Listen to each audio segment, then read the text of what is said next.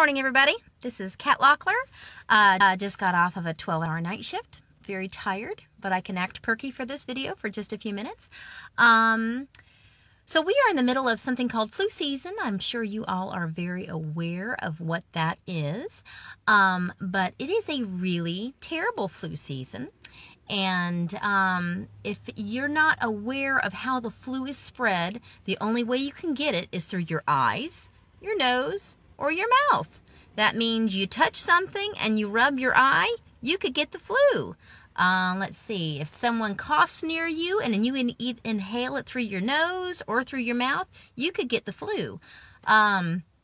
So it is really bad. It's killed some people. It has put many people in the hospital, and it's spreading like wildfire. I don't know if I mentioned already, but it's been a long night shift.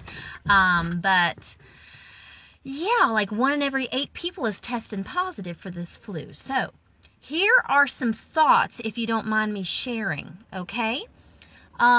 These are true life experiences. I'll change the names and the topic of it, so to protect the not so innocent.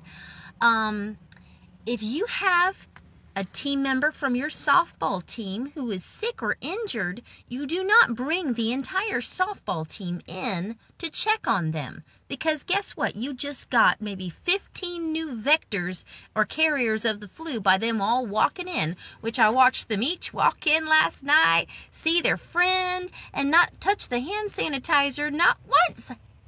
And there is the flu. It is a cesspool of flu, a cesspool of funky flu at the ER right now. So please don't bring your team in. Please don't bring your healthy children, especially your newborn babies, into the emergency room. And if you don't have what I call a true emergency, this would not be the time to come to the emergency room. So right now, we have up to 25 to 30 patients sitting for hours in the emergency room waiting room. Some of them are not true emergencies, but they're waiting along with the flu right next to them. So guess what? 5 flus came in, 15 flus walk out. It's great. And guess what? Half of them don't realize they have the flu yet. They'll be back.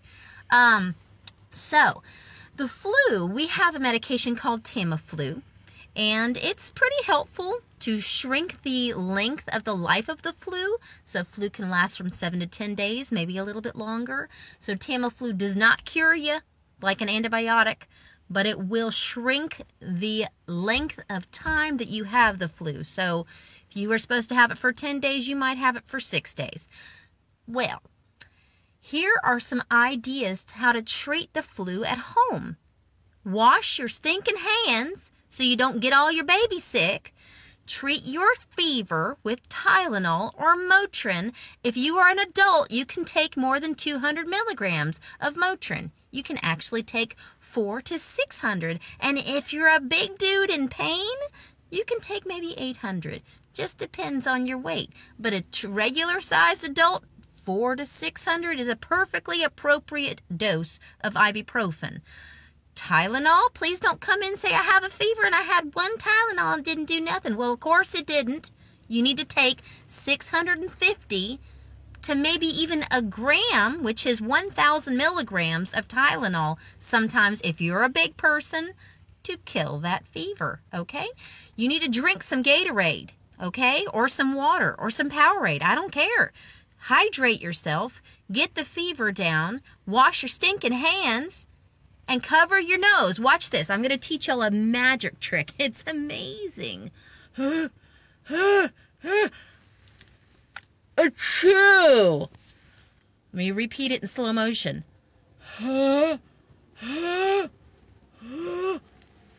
Achoo! My sleeve got the germs. My hands didn't, because it's amazing to watch how many people come through the emergency room, sneeze in their hand, and I watch. No one grabs the hand sanitizer that's only every 3 feet in the ER. So, this is mighty tricky. It covers your nose and your mouth at the same time, and you don't have to race to find where's the hand sanitizer, okay? Your sleeve needs to be washed at some point, but at least you've blocked off that sneeze, okay? Most nurses in the emergency room also are only getting 5 seconds to eat. 12-hour shifts, mind you, on our feet. My toes are swollen, but on our feet, getting yelled at. And I want you to know, I get yelled at and cussed at. I'm a good, friendly person. I get cussed at, y'all. Okay? But I've been getting cussed at recently because people are so mad about their weight. Well, there's 1 to 2 doctors at night. No, there's 1 doctor, excuse me. Let me rewind that. 1 doctor, and there's 20 patients in the waiting room, 16 patients in the back, somebody coming in on an ambulance, and we do this based on triage. If you've been waiting for 4 hours and you're just ready to get out of here, but all of a sudden there's somebody coming in who's bleeding to death, or they're not breathing, you're going to have to wait a little longer, okay? If you're here with an ingrown toenail, or I just got these headaches, you're not going to die. We check you out when you come in the door, okay? We can tell based on an eyeball assessment, you ain't dying currently. You're going to have to wait a little bit longer, okay? This is a 6-minute video. I'm so sorry it's so long, but I have a lot of stress. Please thank an ER nurse and every nurse and doctor that's taking care of sick people right now. We're putting ourselves into the thick of some nasty germs to help. We don't get lunch breaks.